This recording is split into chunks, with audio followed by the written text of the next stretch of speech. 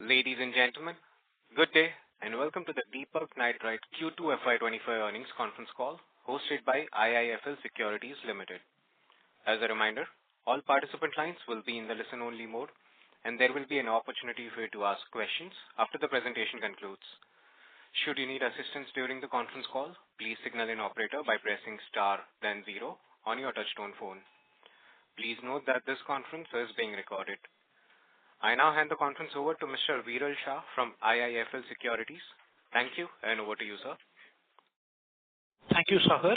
Good afternoon, everyone, and thank you for joining us on Deepak Nitrite's 2Q and 1H FY'25 earnings conference call.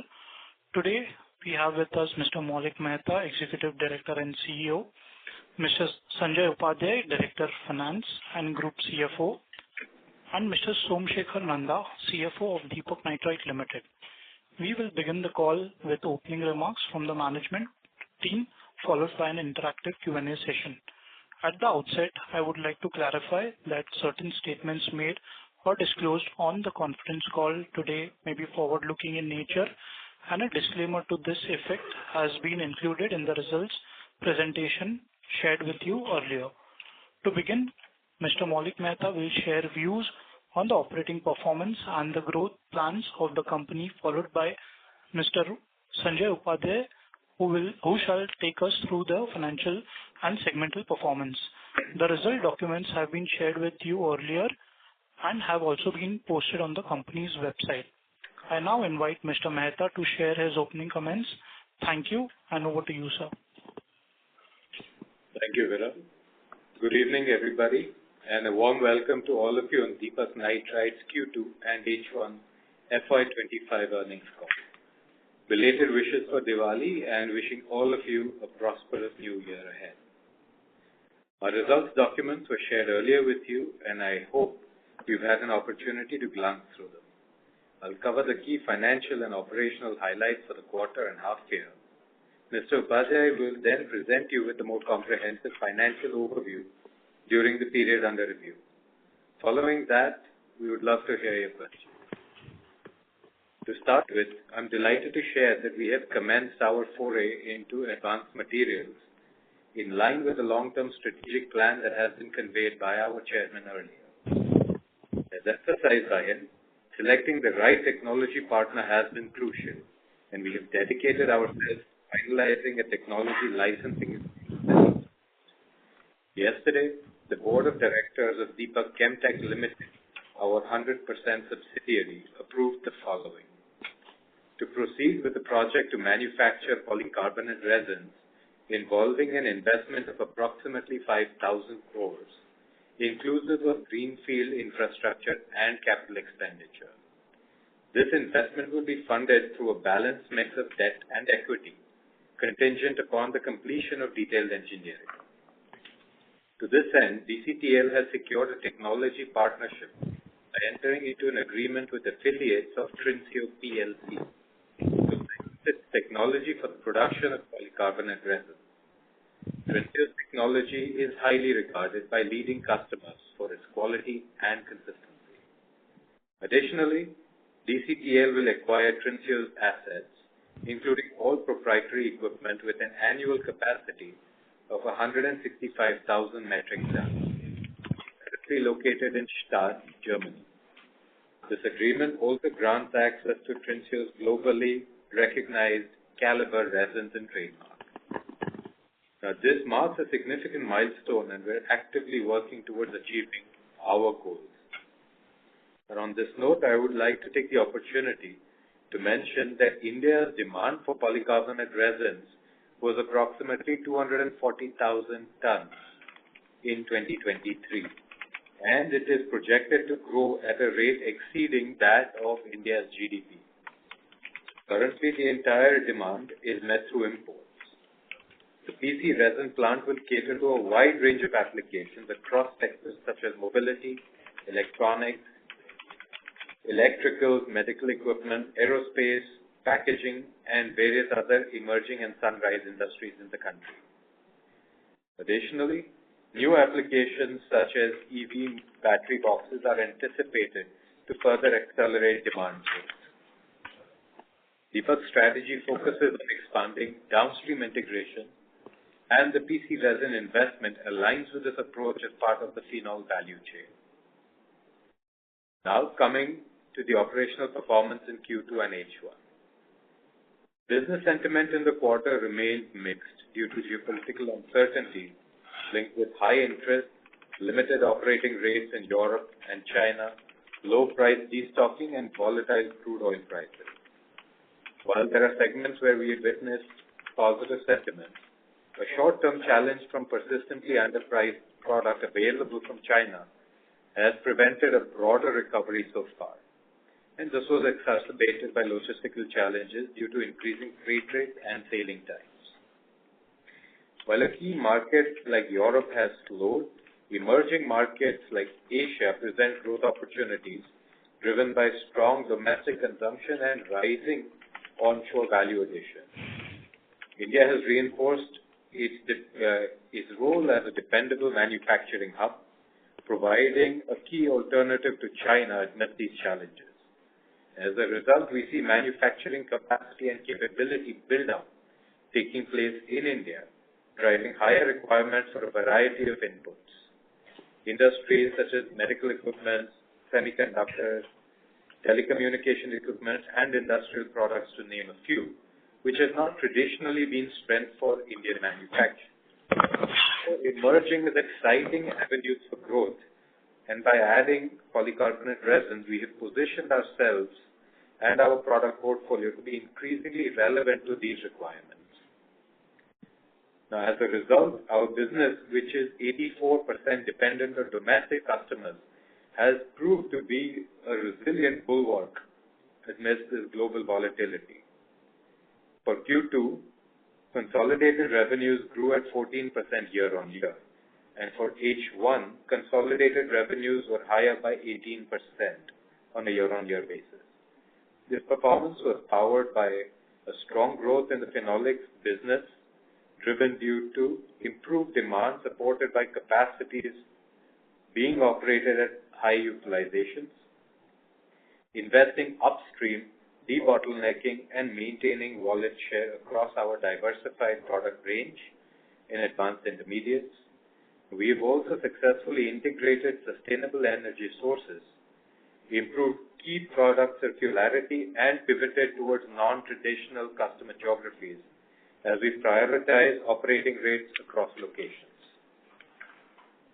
In terms of profitability, EBITDA at 319 crore in Q2 was stable on a year-on-year basis. Realizations in advanced intermediates were muted this quarter, and key agrochemical customers in Europe faced certain challenges, resulting in reduced offtake. While we successfully pivoted to customers in other geographies, volumes were maintained, but resultant profitability was temporarily impacted. Capacity utilization and demand gains in phenolics has substantially offset the impact of generally weak pricing on finished products in the AI segment in the quarter, enabling us to report steady EBITDA on a consolidated basis.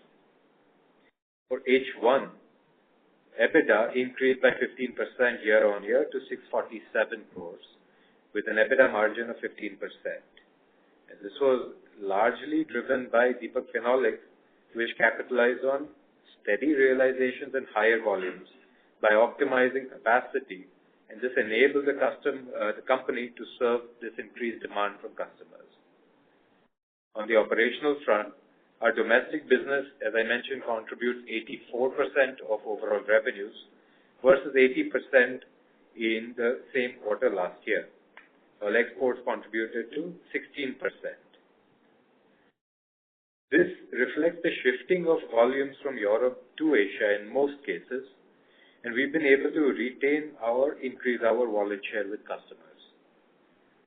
Coming to our segmental performance, the AI segment generated revenues of 606 crores in Q2. Revenue growth was impacted by soft realizations due to the cyclicality and weak demand trends in end-user segments. One of our key customers witnessed a challenge this quarter which impacted their ability to absorb committed volumes, which we partially offset by successfully redirecting the volumes to non-traditional geographies. We're also committed to broadening our customer base by strategically introducing new products and thereby expanding our offerings to reach a wider audience. Revenues in the phenolic segment were higher by 29% year-on-year, and EBIT margin was maintained at 15%. This improvement can be attributed to better realizations in the phenol and acetone chains, driven by favorable domestic consumption trends and expanded capacity. Sustained capacity utilization in the quarter has been a key factor despite a very brutal summer, and this is a consistent performer in the segment. Moving on to updates in our pipeline of projects, the nitric acid project is progressing with the commencement of pre-commissioning activities, and we expect to start manufacturing in H2 FY'25. Our other projects, including photochlorination, hydrogenation, and nitration blocks, are also commissioning together in Q4 FY'25. If you will remember, fluorination block was already commissioned in FY'24. In the MIBK-MIBC project, along with offsite and utilities, we expect commissioning in H1'26. The acetophenone project is on track and expected to be commissioned in H1'26. Additionally, our R&D center near Vadodara is on track for commissioning in March 25. The state-of-the-art facility will significantly enhance our capabilities in advanced chemistries as well as deliver our future growth. These efforts reflect an ongoing commitment to innovation, self-reliance, and sustainable expansion. As we work through a period of geopolitical uncertainty and other economic challenges, Deepak's strategy for future growth remains unwavering. Our strategy is to diversify, focusing on acquiring new customers across several promising markets. Additionally, we are developing new distribution channels in key geographies which will bring us one step closer to local generic manufacturers and open up new avenues for growth. This approach not only mitigates regional risks, but also positions our best-in-class qualities to capture new opportunities at a global scale. Looking ahead, we anticipate a demand uptick from our legacy European customers in the later part of the second half of this year, potentially aligning with the end of China's destocking, leading to improved product pricing.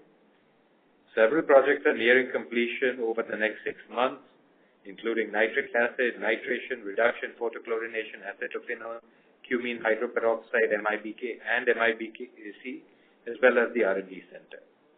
This is in addition to the recently commissioned projects, including multi-fuel boiler, SAC unit, advanced process control systems, and high-pressure fluorination assets, which will add accretive value looking ahead. New investment announcements will significantly enhance the company's business model and chemistry platforms over the next 3 years and pave the road for new partnerships and opportunities. I would now hand over the call to Mr. Sanjay Upadhyay, who will address this forum and take you through the financial performance and key updates during this period. Thank you, Maulik. Good evening, everyone. Thank you for joining this call of Deepak Nitrite earnings. I'll take you through the highlights for the financial results for the quarter and half year ended September 30, 2024. Coming to the key developments of this quarter, though Maulik has shared already, I am pleased to convey that Board of Directors of DCPL has yesterday approved setting up of a project for manufacturing polycarbonate resins. Maulik has shared all of the details, so I'll just come to the funding. As regards funding of the project, there is no pressure on the cash flow as of now, as we are having liquid surplus of around 800 crores and payment to Pincho is also in a phased manner. Over and above that, we have drawable limits also available. We shall come back to the market regarding funding plans in detail in due course once we have evaluated various options in detail.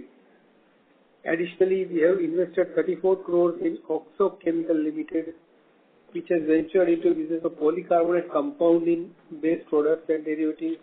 This will help Deepak Group in the strategic objective of forward integration. But particularly when we have our PC plant now going ahead with the announcement phase. Coming to the operations of Q2, amid a challenging landscape intensified geopolitical concerns and heavy monsoon added with volatility and the prices of few raw materials, Deepak Nitrite has delivered a resilient performance. Our operations remain highly efficient. On a consolidated basis, our ROC is reported at 23%, continuing our track record of consistently delivering value in the current challenging macroeconomic landscape. You all may appreciate that with projects approaching commissioning gradually as stated by Maulik earlier, some of which are bottom line accretive and some are top line, we are gradually getting into the high level of integration. As one of the kind amongst the chemical industries in the country, this will be a model which is very, very resilient. These product baskets catering to several core sector end users and places Deepak in a very solid and strategic positioning globally. Coming to our financial performance, on the operating front, domestic business revenue stood at 1,714 crores and 3,475 crores in Q2 and H1 respectively. Exports revenue were at 318 crores in Q2 and 724 crores in H1. On a consolidated basis, our domestic export mix stood at 84:16 in Q2 FY20 as against 80:20 last year. In H1 FY25, consolidated basis, the revenue grew at 18% to 4,239 crores versus 3,595 crores in H1 FY24, driven by performance of family segment. EBITDA grew at 15% and 647 crores compared to 561 crores in H1 FY24. Margins came in at 15% in H1 FY25. PBT and PAT came at 539 crores and 397 crores, up 13% and 12% respectively. In Q2 FY25, consolidated basis revenue were up 14% to 2,053 crores as compared to rupees 1,795 crores in Q2 FY24. EBITDA at 319 crores was flat on year-on-year basis. Margins moderated at 16% on the back of high raw material costs and other utilities, along with lower recovery from a few products. PBT and PAT stood at 264 crores and 194 crores respectively. Profitability was aligned with the operational performance of the company. Moving to the segmental performance, in the advanced intermediate segment, revenue stood at 606 crores in Q2 FY25 versus 670 crores in FY24, while EBIT stood at 47 crores, translating into 8% margin during the quarter under review. In H1 FY25, revenue came at 1,322 crores and EBIT came in at 114 crores, translating into a margin of 9% due to current environment as explained earlier. The phenolics segment delivered an encouraging performance with revenue growth at 29% year-on-year to 1,443 crores in Q2 FY25 versus 1,120 crores in Q2 FY24. EBIT was 215 crores at an EBIT margin of 15% in the quarter. In H1 FY25, revenue grew at 35% to 2,907 crores and EBIT was higher by 64% year-on-year at 422 crores, translating into a margin of 15%.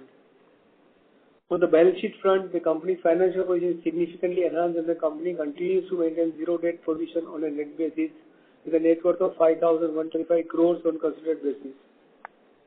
On ongoing projects are progressing well and despite bit of unexpected delay in Q2 due to very heavy monsoon in Gujarat, we are on track to commission most of the projects in the next 6 months to 8 months.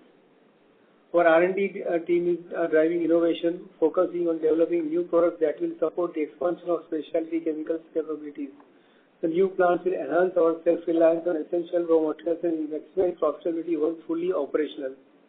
Lastly, our R&D center near Vadodara is moving ahead on schedule with 66% allocated capex of approximately 115 crores having been utilized. We are confident that the addition of the R&D center related capabilities will elevate the competitive positioning further. This center will also cater to various requirements of polycarbonate compounding strategies and this will help us in catering to the upcoming surge in demand for sunrise sectors in the country. With that, I would now request moderator to open the forum for question and answer session, please. Thank you very much. We will now begin the question and answer session. Anyone who wishes to ask a question may press star and one on their touchtone phone. If you wish to remove yourself from the question queue, you may press star and two. Participants are requested to use handsets while asking a question. Ladies and gentlemen, we will wait for a moment while the question queue assembles.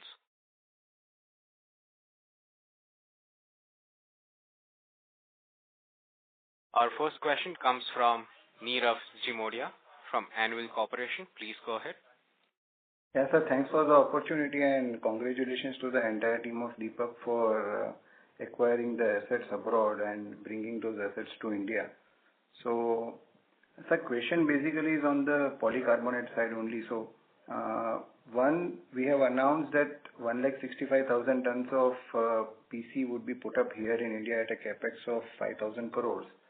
If you can also share your thought process on the upstream capacities of BPA and phenol, when can we hear on both of these fronts, and if possible, if you can quantify the size of the capacities for both of them, that would be helpful. Okay. First of all, Happy New Year, Neeraj. And just to clarify, it is part of our strategy to link, phenol expansion as well as bisphenol A, which are the key intermediates that are required in order to manufacture polycarbonates. So it's simply that we were able to tie up our technology as well as get assets which are purpose-built for this capacity earlier. I think in a couple of months we will be able to update you with regards to the investment as well as the capacities for these other two products. Suffice to say that as per our usual strategy, we will ensure that the assets are right size so that we can not only consume all the production internally but also have some volume to sell, because BPA is also 100% import into India. Correct. So we will be able to cater to this. In phenol, we will be able to manufacture enough so that we are able to consume it into BPA as well as continue to maintain a wallet share with India's growing demand. So, your question to this, we are at an advanced stage of discussions on technology front on this also, though phenol and BPA are known products, but it's better to evaluate our technology vis-a-vis the current technology available in the market. And when we come out, we'll come out with the best technology available in the market so that we do not have any future. I mean, you've seen how phenol is performed. So, similar thing, again, we are trying and we will see that we get the best technology. Got it. So last time when we announced the capex for all the projects where the capex is currently undergoing and getting commissioned, for this everything is coming up at a new land parcel, I believe. So what could be the size of the area under which the entire facility would be accommodated? If you can just share, because last time, if I'm not wrong, it was close to around 180 to 200 acres of land under which the capex was undergoing. So, if you can share in terms of the size of the land requirement for such a big capex to accommodate. So, we have a plan where we can accommodate it, in an expanded manner or in a more compact manner. We're also seeing how we can integrate this along with potential future expansions and other products. So the amount of space can go from anywhere between about a 160 acre plot to about 300 to 400 acres, again depending on how well, how much we are integrating with other products which will be, sharing a lot of these facilities. Just to clarify also that the investment that we are making right now will also permit us some headroom with regards to debottlenecking as we move forward. Got it. And sir, for this technology tie-up, do we have to pay anything to the technology partner as one-time fee or any sort of understanding fee? If you can just help us understand. Nirav, I just said in my earlier remarks that it is paid in a phased manner. Okay. So in stages.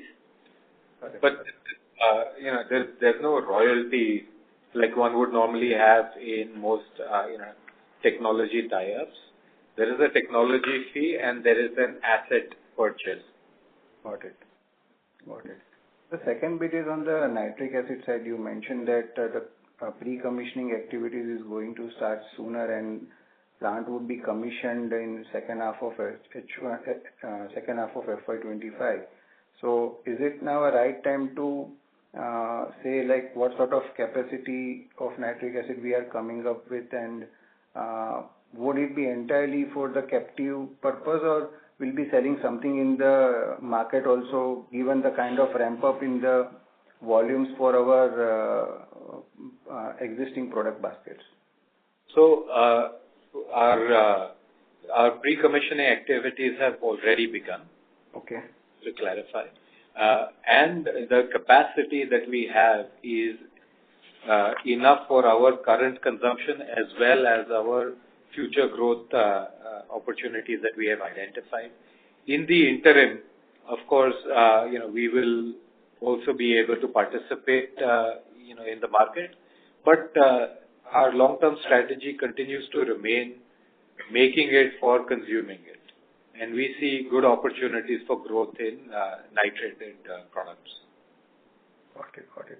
So last bit from my side is on the advanced intermediate. Like you mentioned that there was pressure in terms of the agrochemical customers where we do campaign-based sales. So I think our turnover on a sequential basis was down close to 100 crores. So was the impact higher than the 100 crores, and some of our legacy products and the existing product baskets would have covered up some sort of those lost sales, or this entire 100 crore dip in the sales is from those customers, and you mentioned that those customers are again coming back in H2, so this sales would be again filled up with?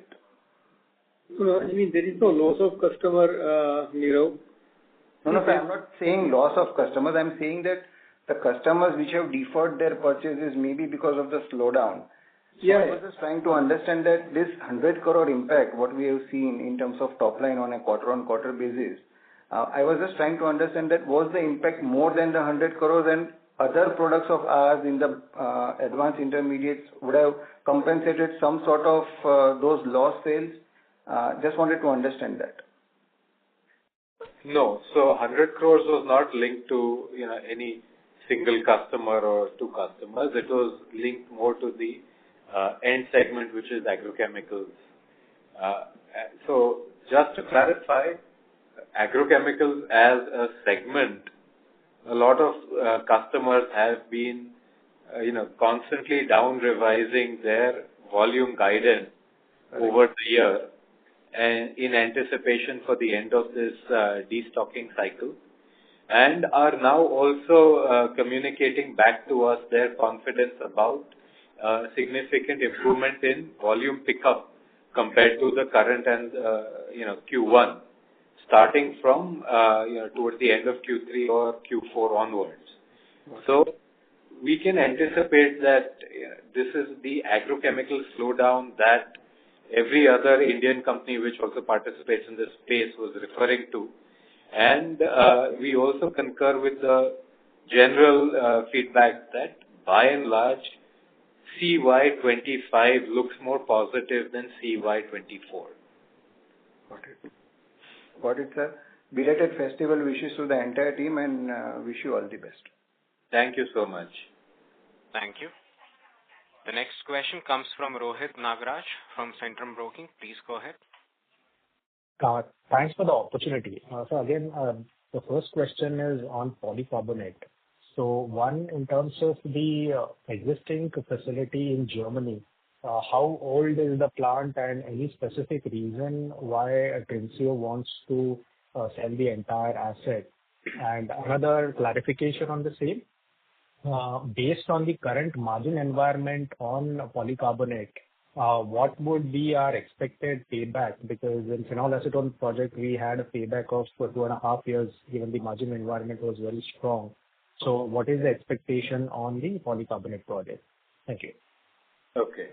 So, Rohit, first of all, thank you.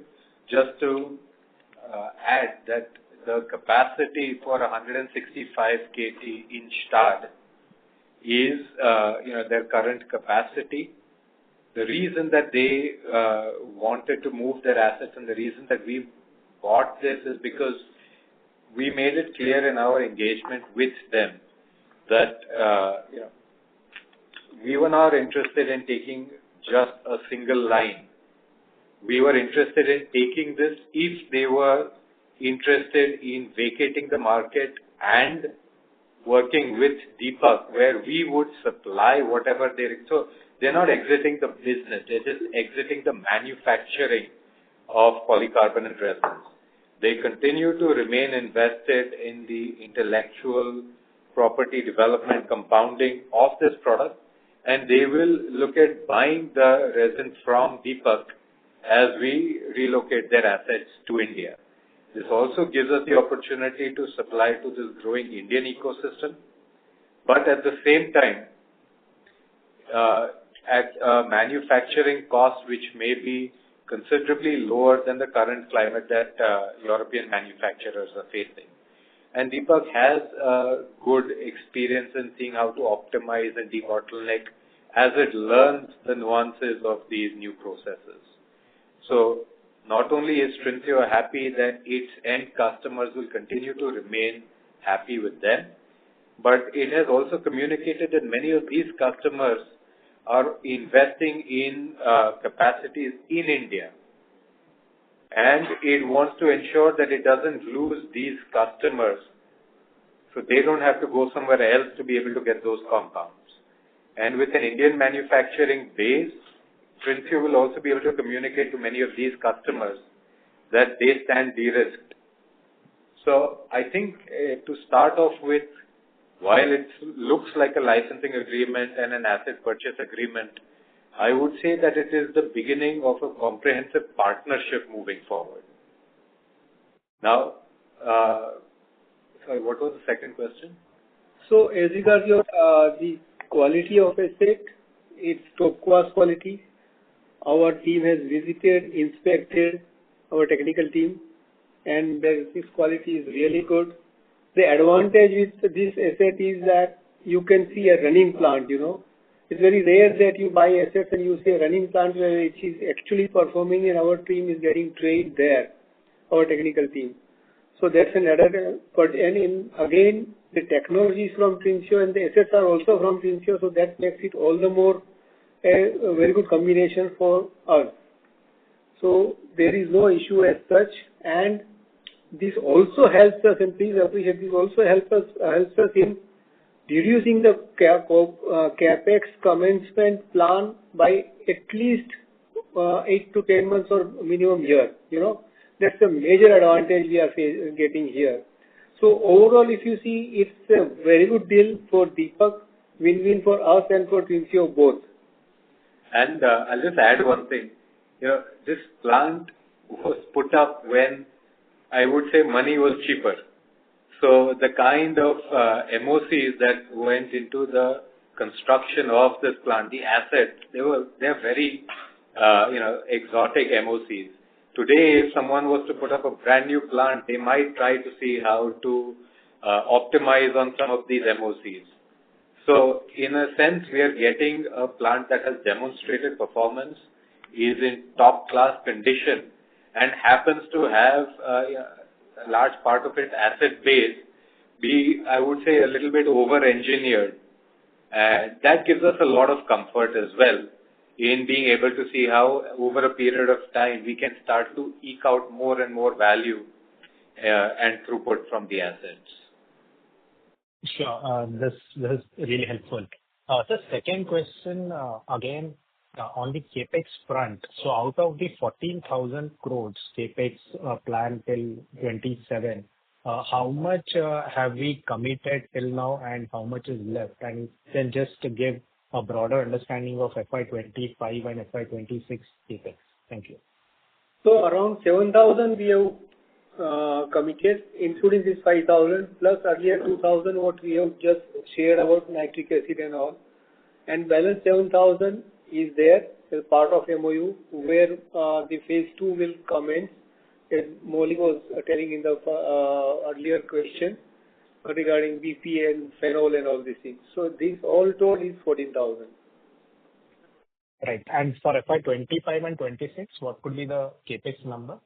So these are the capexes which will, it's not going to happen this year, this is till 27 and or 28, I mean 20, around by end of 27, 28 beginning, So this will take us through for next 3 years minimum. So the parts that we have not announced will also be done sort of in parallel, but we have, we're still in the process of tying up certain loose ends. Once we do, we will be able to add those announcements, and they will be done in parallel in terms of execution. Got it. Thanks a lot and all the best.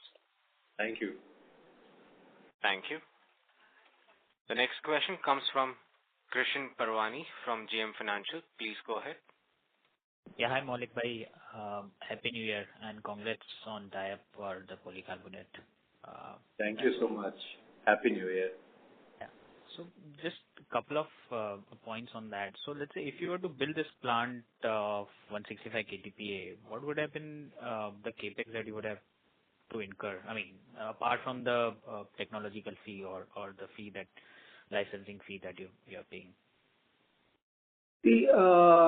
Kishan, right? See, this plant has a saving definitely because it's a second-hand plant, but we are developing a site, why 5,000? And because we are developing a site which is a greenfield. There you have infrastructure costs which is a part of this capex. So a lot of infrastructure costs also we have to incur because we have to make the site ready for all future investments. Of course, not the entire infrastructure is allocated to this, but a significant amount is allocated to this, and hence the total investment is higher, but this will suffice for the future ready site will be there, in that case. So there is a saving on this, but you have, and then shifting of the plant also needs some expense when you are dismantling all these things. So we don't want to specify the amount, how much is saving, but yes, there is, even after this, there is a saving on the total capex. And it's a good amount of saving without going into details. Sure. Yeah, I mean, that's fine. As long as there's saving, that's fine. Yeah. So there is saving on the capex as well as the timeline, as Mr. Upadhyay mentioned. Yes, got it. And secondly, I think in the past we harped upon, in the past calls, we harped upon the technology which does not rely on phosgenation. So does this one that you've procured, does this rely on phosgenation? If yes, how do you be sourcing the same? This is a process which is called interfacial polymerization. The raw materials for this are bisphenol A, chlorine, carbon monoxide, and chain terminators. So it is, let me put it this way, it is not only one of the most mature technologies in the world, it has the widest range of applications, the highest quality, and an absolutely impeccable and sterling safety standard. So there's a 3-phase safety system, all of it without requiring any human intervention. And let me clarify that the only products that we will be moving will be chlorine and bisphenol A, along with whatever small volume of chain terminators that one uses in the manufacturing. But you can consider that bisphenol A, energy, and chlorine are the raw materials here. Yeah, got it. But I think when you are mixing chlorine and carbon monoxide, it anyways is a phosgene, right? CO2 anyways. So it's probably basically you are starting from the scratch and not buying phosgene. So it's like you are in a way kind of reacting bisphenol A with phosgene in a way, correct? Let me re-emphasize this. It is interfacial polymerization with the key raw materials being chlorine and BPA. And what you're talking about is a HYCO plant, which is part of this capex, which we have already projected. It's part of this 5,000 crore investment. which is physically located on site. And the reactions are done in a tank-in-tank design with electronic trips across the board. There's no human intervention that is required. And the BPA is reacted within milliseconds within the plant-in-plant design and comes out clean. And there are chlorine destruction systems also that are put in place across the board. So this actually comes across as possibly the safest technology worldwide. Got it. Thank you, Malik bhai. And just last bit, I think in your previous comment you mentioned that this does not include the BPA, right? You'll have to still purchase the BPA from outside and until we manufacture, yes. Okay. So this 5,000 is entirely for this PC, right? PC. For polycarbonate, HYCO, associated utilities, site and site infrastructure, along with additional capacities that are already going to be built for easy expansion, because it's important for us to consider expansion opportunities without needing to stop manufacturing or without needing to make a lot of modular additions. Understood. Thank you so much for patiently answering my questions, Malik bhai. Wish you all the best. Thank you so much. Thank you. Appreciate it, and Happy New Year. Thank you. The next question comes from Vivek Rajamani from Morgan Stanley. Please go ahead. Hi, sir. Thank you for the opportunity.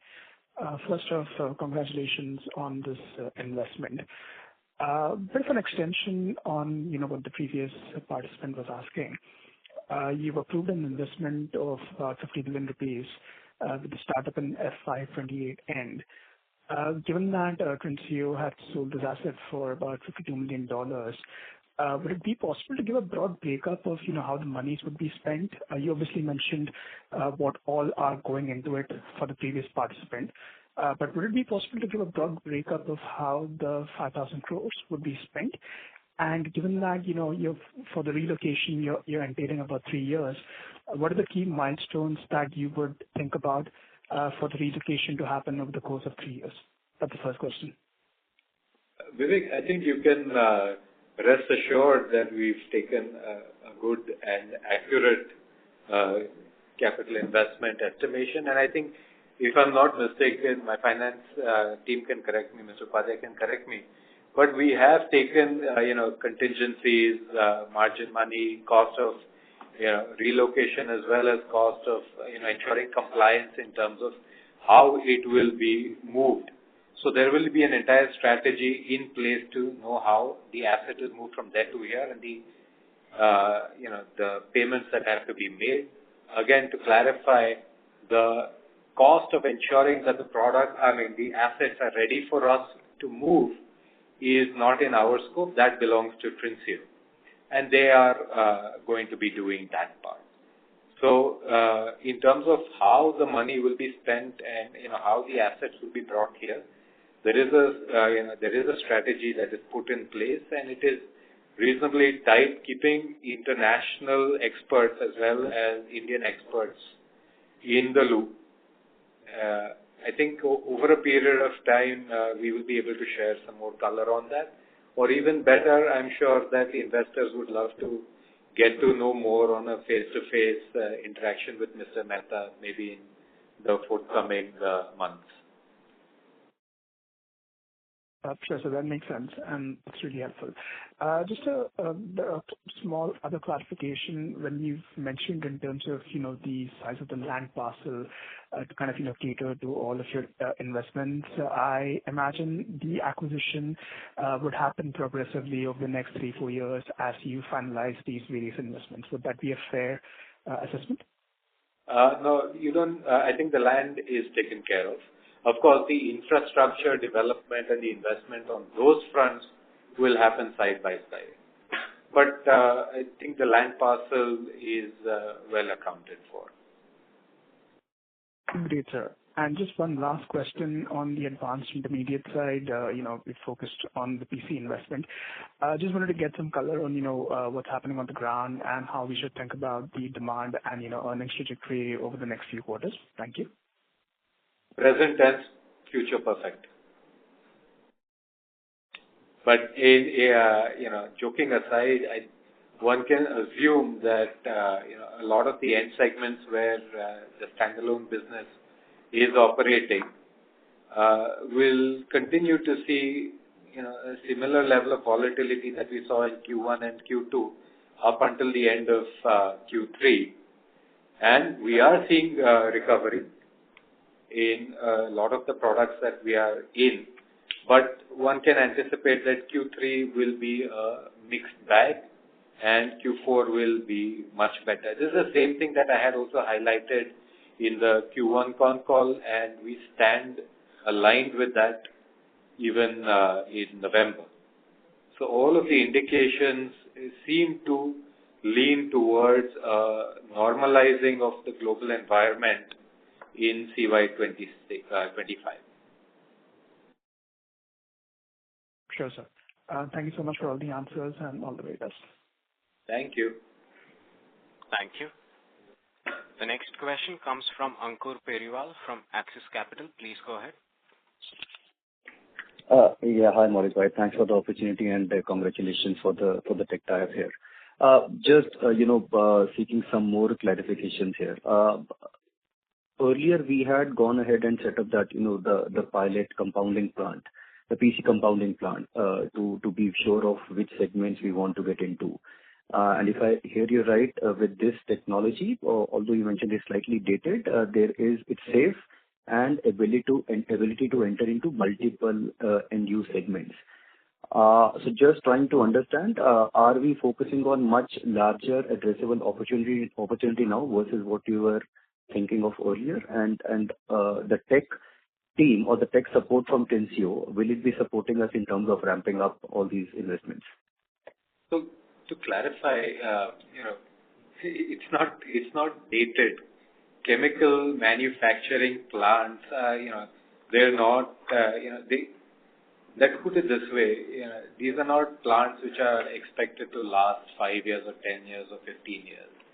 I would re-emphasize that the kind of safety standards that this plant has and the impeccable record that it has over its years of operation, I would say that hence this actually is a better plant than if we were to put up a greenfield asset today.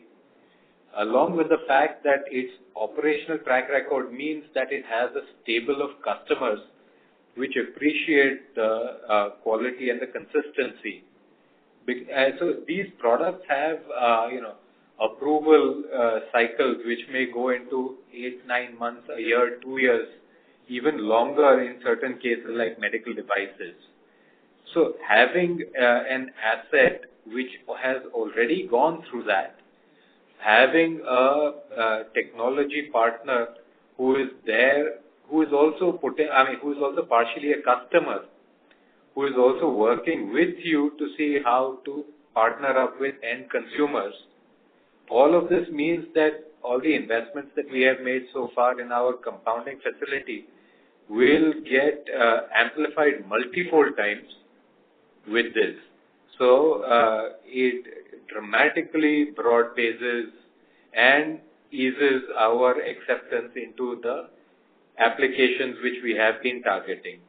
So in every regard, it is simply easy to say that the speed of approval at customer ends will be much, much faster than if we were to do everything from the start. This is the value of a technology and business partner that is walking alongside us.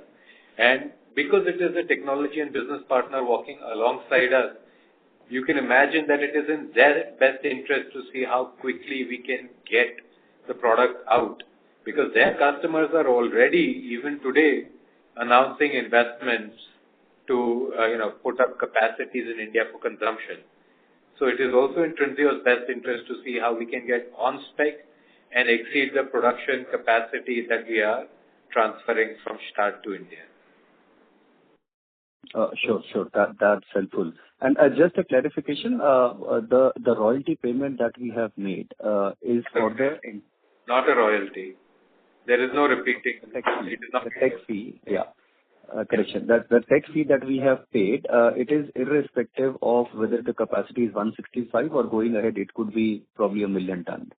Will that be a fair assumption? The case, and it should never be construed as that. It is, it is for 165, and there is a headroom available, which is a normal technology agreement which will have. Today, for example, if the phenol plant that we're manufacturing was designed for a certain capacity, when you exceed that capacity, you work with the technology supplier and you do pay them something.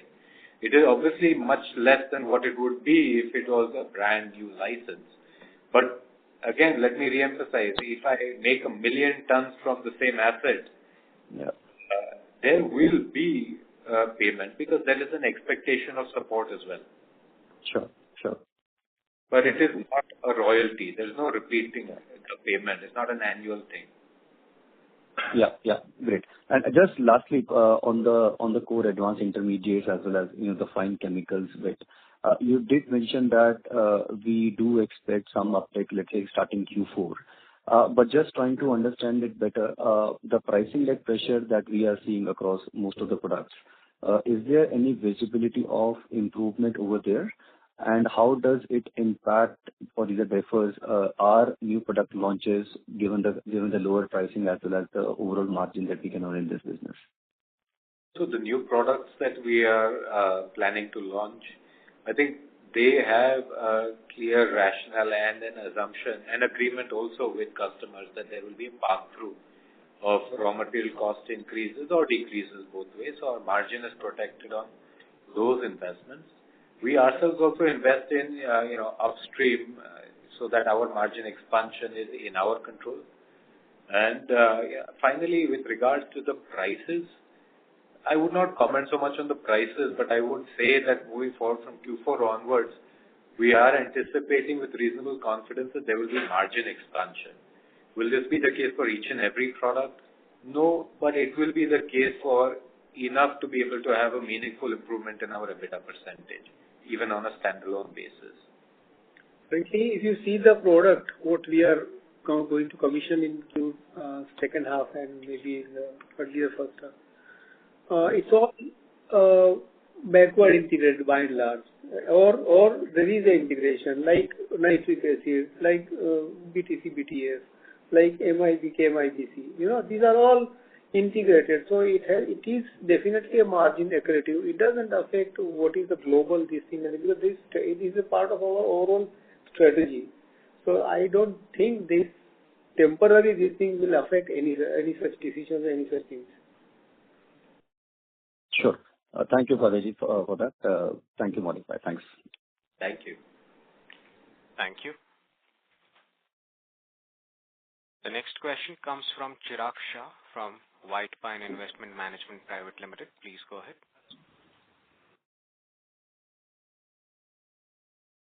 Yeah, fine. Thank you. I'm Maulik. Sir, two key questions. First one is polycarbonate. So I'm a bit confused. This 5K, the 5,000 crore capex that you have announced, which is starting in N28. Now, everything will come by N28, or this transfer of asset will happen sooner and some production and revenue flow would happen before that. So what all is included in this? This 5,000 crore capex is earmarked for this 165K capacity that will be transferring, or it is a much larger capacity you are creating? It is part of a larger picture. It is part of a larger picture. Which I had also announced in a previous investor call, that we may consider doing these two things in parallel, where you make the HYCO and the PC plant together, you lump them together, and you lump the larger, you lump the second phenol and BPA plant together. And if there is a gap, if there's no gap, fantastic, it is end-to-end. And if there is a gap for that period of time, you purchase the bisphenol A from outside, or you sell the bisphenol A while the PC plant is being constructed. And this is continuing to remain within that ambit, as I had mentioned. So it is just coincidental, call it whatever, that we tied up the agreement for licensing and asset sale for polycarbonates earlier, and the 5,000 crores that we have announced is part of the bigger picture, which also includes phenol, bisphenol, methyl methacrylates as well as aniline.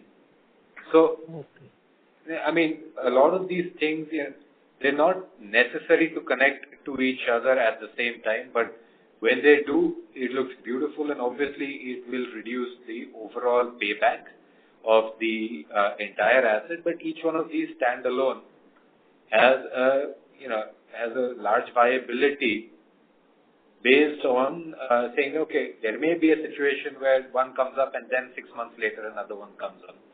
That's okay. As we've already mentioned earlier, there is a tie-up for propylene and hydrogen, and this is already in the news.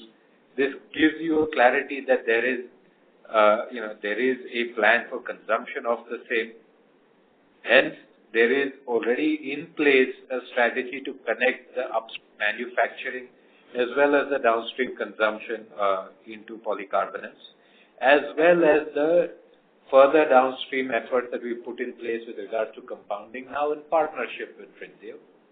So this forms a very nice supply chain, and it affords us a large amount of flexibility in ensuring that we do the right thing at the right cost without being held almost at gunpoint to any single technology supplier's whim. So we have the flexibility, we have the ability to spend at the right time, and we have a very strong ability to integrate for end-to-end value accretion. No, this is helpful, but when we are end-to-end, but yeah, this is helpful, but these have a good payback by themselves. No, but this is helpful, but my query is a bit slightly different. So if I have to assume it would be a step ramp up of this entire 5,000 crore capex, right? Something will flow in revenue in 27 and maybe H2 in 27, something will come in 28, and the entire picture will play out maybe in 29, the entire integration that you're talking about. So this transfer of asset, when that will start contributing ballpark? When, because those assets... You take Hello? 28, 29. Beginning 28. Beginning 28, okay, great. And second question is this 2,000 crore capex that we are doing, which most of it is coming on stream in next 12 months, in a simple state. If you can help us understand on a steady state basis or on Q2 basis, the benefits of backward and forward integration. So in how should we understand this in terms of margins, in terms of ROC, and how much time it will take for the benefit to be fully visible? Because there is a ramp-up time also which is involved, the teething issues could be there. So your 12 months includes any ramp-up time teething issues. We consider it as less, but I think H2 26 will be the first half where all of these investments will be commissioned and will be able to realize the benefits on an annualized basis. So, so from September next year onwards, you will see all of the investments that we have already made start to add value. And how should we think the benefits of backward and forward integration, either in terms of margins or in terms of ROC? If you can give some indication how to understand it, it would be helpful. So between 2 and 4% on an EBITDA addition to the regular business operations. Great. This is helpful. Thank you and all the best. Deepak Nitrite EBITDA. Yeah. Yeah, Deepak Nitrite. Yeah. Yeah. Thank you and all the best. Thank you. Thank you. The next question comes from Sabyasachi Mukherjee from Bajaj Finserv Asset Management Company. Please go ahead. Yeah. Hi. Thanks for the opportunity. Most of my questions are answered. Just one question, Maulik bhai. On this polycarbonate resin, I have been reading quite a few, articles. I suppose it's something which is in oversupply globally. Given the fact that China has put up so much of capacity, how should one think of the project economics, the peak turnover, margins, payback? I know it's early days, but any sense on that? Yeah. So, while China has significant capacities, I would relate that it is similar to a situation like, say, for example, phenol or sodium nitrite for that matter. Deepak manufactures a little less than a lakh tons of sodium nitrite, but China has 5 times that capacity. And we've been able to survive over the last 50 years with the situation. Similarly, phenol, India has, I guess, about 500,000 tons of consumption, 600,000 tons of consumption. And there has been enough space for Deepak to manufacture while imports have continued at whatever volumes they were before we started manufacturing. And today, polycarbonate resins by themselves are imported at 240 KT on an annual basis. And we strongly believe that the consumption of this will grow in excess at a CAGR which is in excess of India's GDP. Just to clarify, historically speaking, these assets on a global basis have operated somewhere between the 70 to 80% capacity. And we continue to believe that they will on a global scale. Deepak has a different experience with sodium nitrite and phenol and those things. So we will attempt to be able to run our assets at a higher capacity utilization, and the Indian market, we continue to believe, is our right to win market. Meanwhile, as I've mentioned earlier, Trinseo will be a technology supplier. It will be relocating its assets to Deepak and will also be a potential customer. So with all of these things kept in mind, China may and will have capacities. It continues to invest in those. And I believe that the capacities at Deepak's end will be able to match in terms of cost effectiveness and variety of end applications. So these are not assets which one should consider similar to just a regular chemical manufacturing asset, because it's key to keep in mind that there are applications when these go into. There are advanced materials which have a very long approval cycle and an entry barrier. And most customers, if they're investing in India, especially if they're investing in many of these PLI schemes, there is an intrinsic DVA, domestic value add component. And polycarbonate resins are actually a very large part of their overall cost. So having an Indian supplier with a globally recognized credibility gives immense comfort to these customers. Got it. Understood. So, so do we expect some sort of, government support because, phenol and all, phenol acetone, we have ADDs, right? And that what makes us competitive. We don't have any ADDs. We survive on basic duty. There is no ADD on phenol. There is ADD on isopropyl alcohol, I believe, and we've been running our assets for longer than that. So we don't use these as a reason to exist. As and when they come, we can take the benefit. Invest too. Who will invest 5,000 crores with the support of ADDs and things? And to clarify, an ADD is on a particular country. Phenol, acetone, IPA, these things are like oceans all over the world. So just because you stop, or you increase the entry barrier for, product coming from one country. It just provides an opportunity for product coming from another country. So we don't consider these things as, our investment thesis. Will we take advantage of them as and when they present themselves? Damn right. And I think we will do just fine if the competition comes from another geography. Frankly, if you see our strategy and the whole integrated model of business, that is much more stronger than any other business. Because see, this like why Trinseo is exiting, somebody must have asked, I don't know whether we reply.